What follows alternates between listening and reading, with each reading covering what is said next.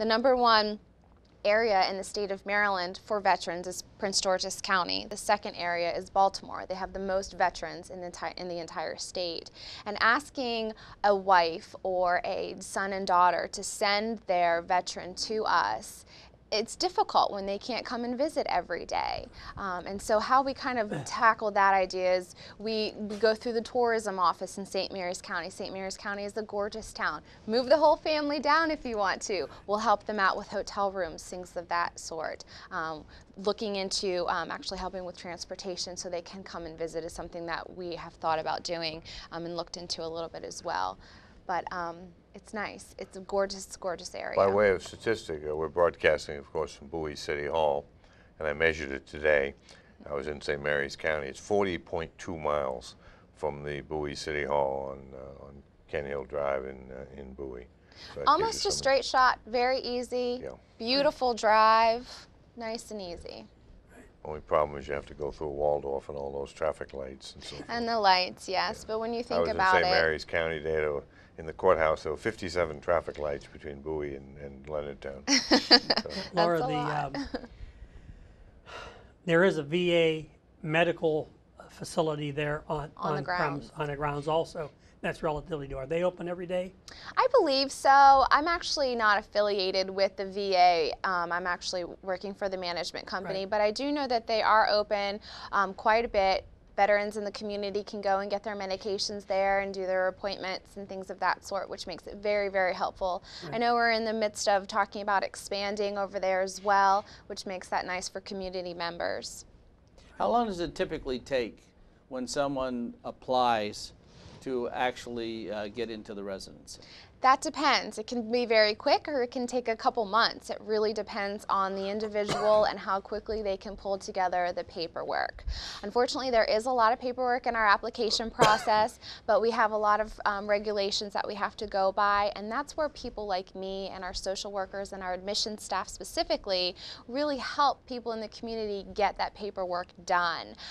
Things of bank statements, copies of insurance cards, getting awards letters from Social Security or any other VA pension. It's just trying to collect all of that paperwork. Once we have all that paperwork in our hands, it can move very quickly if we have a bed available. Unfortunately, recently, we have just experienced a waiting list. This is something new that we've never had to experience before.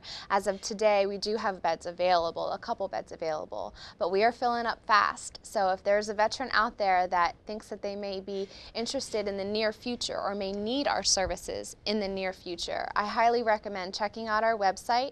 They can download our application right on our website and fax it back in or actually email it back into our admissions office, and we can start a file for them. Now, the medical part of the application packet does need to be current. It needs to be within 30 days of admission, so they can go ahead and wait and do that part until they're ready to come in. So everything kind of dovetails, and I'm sure most of the people there are eligible for Medicare or perhaps TRICARE if they're career veterans, and a hodgepodge of private insurance. Yes. So there's a lot of things to work out in this. Right. There's the whole. So if it does right, it would really cut the cost down dramatically. Dramatically.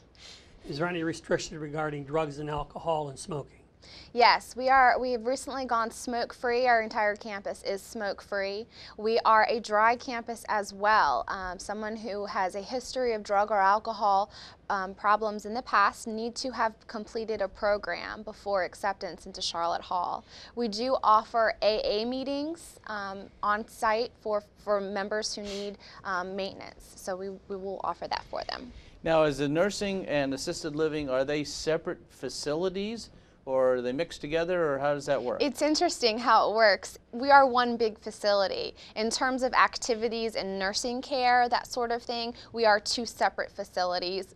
We're all under the same roof, but because of the level of care, there are staff and different medical requirements that go differently with each side. So there's 4 phases down there, right?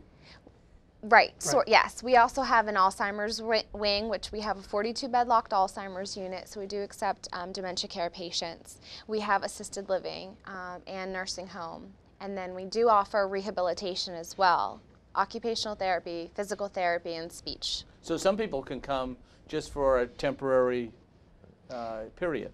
That is correct. We definitely offer respite care where someone can come in for a long weekend or a couple weeks stay. That application process is the same. They come in and they have a very, very nice room that we've nicely decorated for them, and all their amenities are taken care of for them, and then they can go back home. They can come for short-term rehab as well.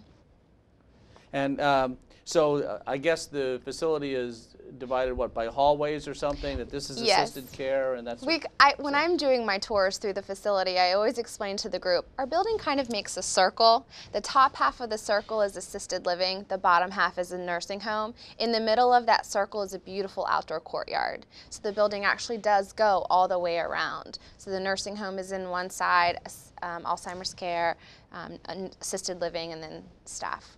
And you have a very historic chapel down there. We do, we do. The grounds actually used to be home to the Charlotte Hall Military School, where many community members know Charlotte Hall because of the military school that used to be there before Charlotte Hall Veterans Home. And an interesting fact, I'm not sure if you know, guess who went to that military school?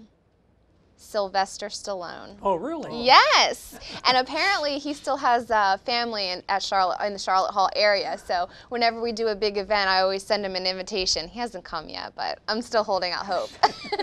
Well, that's an But yes, interesting there's a schoolhouse and a chapel on our grounds where actually some of our staff have How gotten old married. is the chapel? The chapel is, I would say, Colonial? 100 years Early old. early Yeah, 1900s. it's old. Yeah, it's gorgeous. They still hold services there every Sunday, and some of our staff have gotten married at that church. I was felt very privileged. I was on the commission for 9 years down there. Governor Glendenning appointed me, and was served 9 years, which was very, very, very interesting. And I was really glad to have given up my time to help those veterans down there. Thank you. for We your went time. down to a veterans function and we had a meal there and it was really delicious. Right. Yeah. Not by any standards, by restaurant Right. standards it was Absolutely. good. Absolutely. And it was You just do- a regular. Excellent. It wasn't a I love planned it. meal. It was a regular meal that they had Yeah, planned for that yeah, day. yeah. I mean, you know. Yeah, we kind of treat the assisted living dining room as if it were a restaurant. There are placemats on the table. There's silverware there. We'll come and bring them seconds. We will serve them. However, we do encourage independence, so we ask them to go through the line and get their food. But there's a salad bar, a dessert station, a soda fountain, and there's various options to choose from for their meals every day, breakfast, lunch, and dinner. Right, one fast. If anybody's watching this would like to volunteer some time, you accept volunteers. Absolutely. Right, We they have can go to the website and get that information. all of our information is on our website. We do have an extensive volunteer program and appreciate all of the time and hours that volunteers donate to Charlotte Hall Veterans Home. Well, it's hard to believe, but our half hour is up already. Wow. I want to thank Laura Bucci from the Charlotte Veterans Home, and thank you for watching Veterans Forum. We hope you have enjoyed the program and learned information useful to you. Now we ask you to get involved with other Bowie veterans by actively participating in one or more of the Bowie Veterans organizations. The DAV is on 197. The American Legion post is on Laurel Bowie Road. Stop in at any time. The VFW meets at the DAV as well as the Marine Corps League. So please stop in, get involved, get active, and learn more about the benefits that you have earned. And thanks again for watching Veterans Forum. Good job.